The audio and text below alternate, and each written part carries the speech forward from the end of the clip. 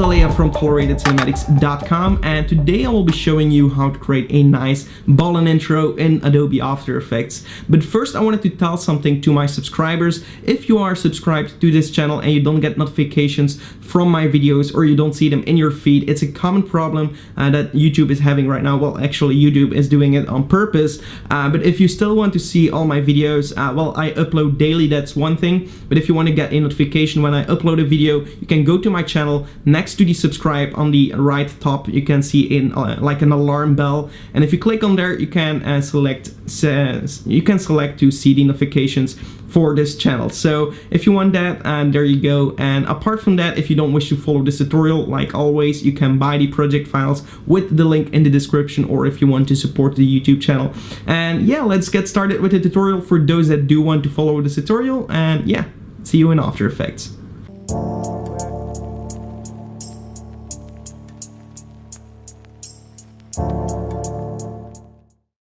Alright, so here we are in After Effects, and I will be showing you how to recreate that BALLIN intro, which is pretty cool. It's a clean intro, really easy to create, but sometimes the most simplistic things are the best things to use in your projects. Okay, so let's get started. The first thing that I will do is create a new composition, main comp, and I will press OK. Just make sure it's full HD, around 10 seconds long, and yeah, just fit it up to 100% right here. Then I will go right here and pick my rectangle tool, and I will just make sure that it has a stroke but no fill. So for the fill, we'll click on the actual name fill, cancel this, go to fill right here, and just make sure you don't have any fill here. And for the stroke, we're going to pick a white color with a width of something like 10. Now we're going to drag out a rectangle just like this. And of course, if you hold space, you can actually reposition it and put it in place around here. Depending on whatever you want, you can release it right here. Now we can go to the Align tool here, the Align tab. If you don't see that window, Align right here. And we can just center this out so that you're sure that it's 100% centered. Once you have done that, we can actually toggle it down, everything, all the settings for that shape. We can open it up again. And open up the rectangle here. And open up the transform. Well, I will make this a little bit bigger here, and we have a few options. If we go for the path and the stroke, you can see a lot of cool things here that we can change. For example, you can add dashes here. Stroke width, you can still change it right here, so maybe 7 is a little bit better, or no, something like 12 maybe. 12 is okay. Here you can select the direction of your path. I will change it, so we'll make it reverse here. And then right here I will also add something. So you have a bunch of things that you can add, which is pretty cool. I will go for trim path, and if I click on that, I can animate the path length here. So if we open that up, we can go for the start. We can animate it like this. So I will go 100% at the start, and at the beginning of my timeline I will click on the stopwatch to create a new keyframe, and then I will move something like 2 seconds, and I will make this 0. So now we have this animation. Really simple. I will select my 2 keyframes, right click, keyframe assistance, easy ease, and then I will jump into my graph editor right here, and I will make sure that I'm using the edit speed graph here. And I will start off quite fast, and well, maybe also a little bit slower, and just end really slow. So we'll drag this in here so we have a curve like this. If I'm going to press 0, I will get something like this, which is pretty cool. I want it to end right here, so what I can do is offset it here.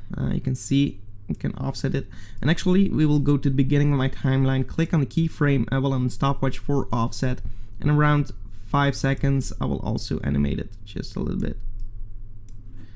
And now we're going to see that it's also moving a little bit here, so it gives it a little bit more life, as you can see. So now we have something like this. Okay, that's great.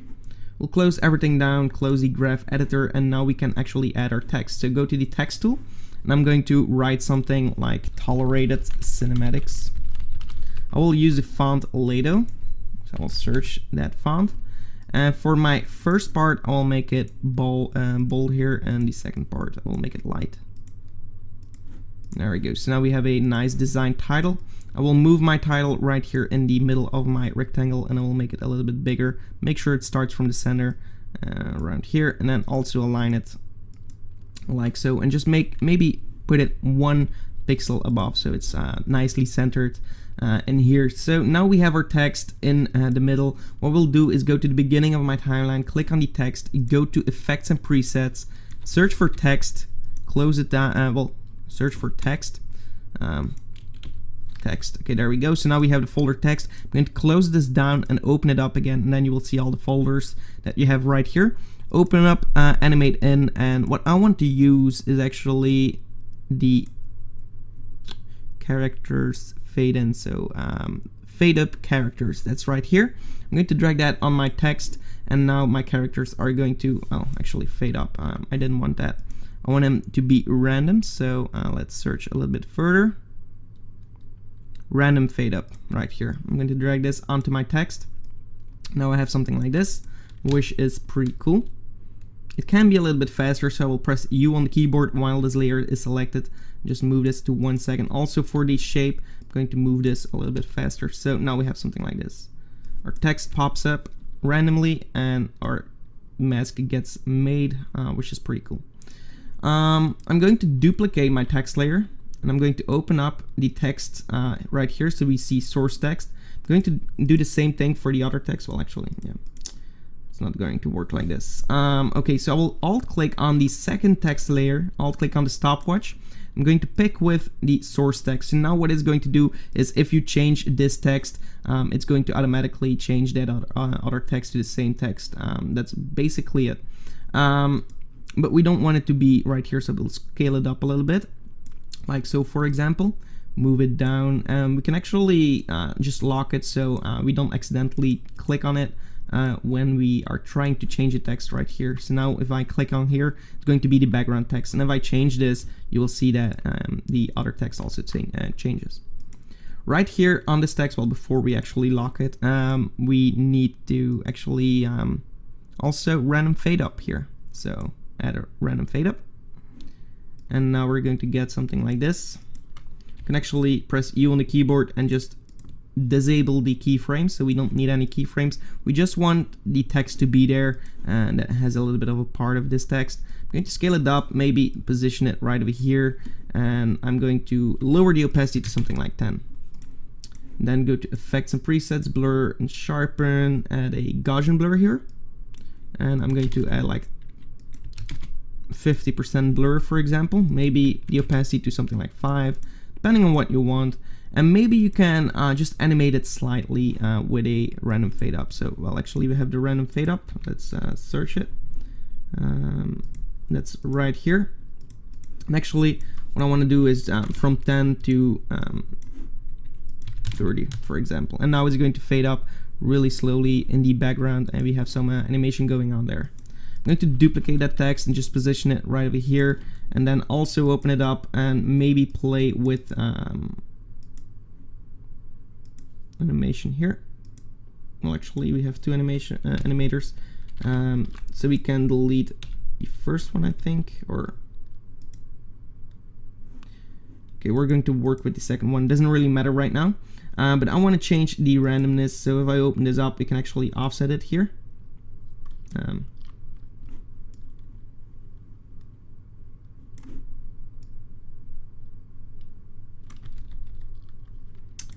Go into advanced and just change the random seed right here so we get something different on the bottom. So now you can position it a little bit better depending on whatever you prefer. So, but now we have some life in the background while this is happening as well, so that's also pretty cool. What I will do now is just duplicate my my shape layer here actually, and I will go and make it a little bit thicker. So I will jump into the content rectangle stroke and change the stroke to something like 15 or maybe 17. And then I will jump into my other rectangle. We'll go to the rectangle, also the stroke, and change the color to a different color. So maybe a yellow kind of color, something like this. And if we're going to animate this, we're not going to see anything because it's actually the same timing. We just want this to offset a little bit so that we can see the beginning. And then right here, you will see the beginning. But because we're almost at the end, you're not going to see a big difference. But like, for example, right here, you can see that it's pretty long, and now we have this kind of animation.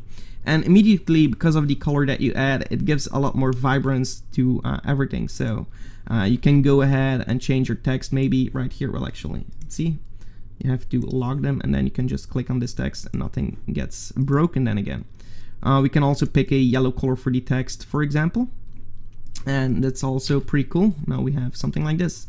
So it's really simple to recreate this part. And also for the next part, actually, I'm going to toggle my switches and make everything a 3D, unlock them, 3D layer, and lock them again. And then I will add a camera to my scene here. So add a camera, 50 or 35, click OK. Press P on the keyboard for that position of the camera, click on the stopwatch for that camera, and also move that keyframe to around 3 seconds, and then go to the beginning and just make sure that you well, zoom in actually. So now we zoom in and we get this, so that's pretty cool. Maybe zoom in a little bit more so we actually really fly through this. Okay, and then we're going to, for the position, go to the graph editor, also change the speed value and show graph editor. There we go. Okay, and just well, actually I want it to be right here. Okay, I must have made a mistake with the animation here, but yeah, just make sure that you actually zoom out here. Select this and just drag it in like so, and at the beginning we can keep it pretty simple like this. And now we get something like this. So it's really fast at the beginning. Well, it speeds up right here, it's at its peak, and then it's going to slow down really nicely, so it's integrating a little bit better. It's coming smooth, well, it's coming to a smooth stop, so that's actually what we're after. And yeah, apart from that, it's basically it. In my preview, you could see that I use a little bit of glitch. That glitch is made with the Epic Glitch intro, for example. I would definitely recommend you to check it out if you haven't already, to add a little bit of glitch effects to give it a little bit more life even. But yeah, that's a pretty cool result, I think. So hope you enjoyed this tutorial. If you did, give it a like and also subscribe to the channel for more. Thank you so much for watching, and yeah, goodbye.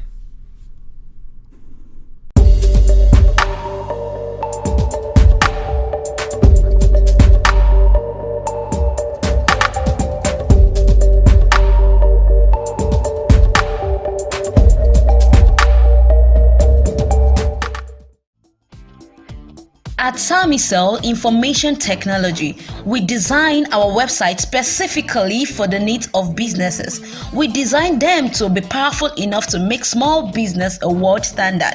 We also design them to be easy enough for a first grader to use. We design our website to run all devices, and we design to run a whole new family of enhanced web application software that makes graphics, video, and animation even more lifelike and exciting, coupled with unfailing management system for data security. Visit samiselltech.ga for a business website.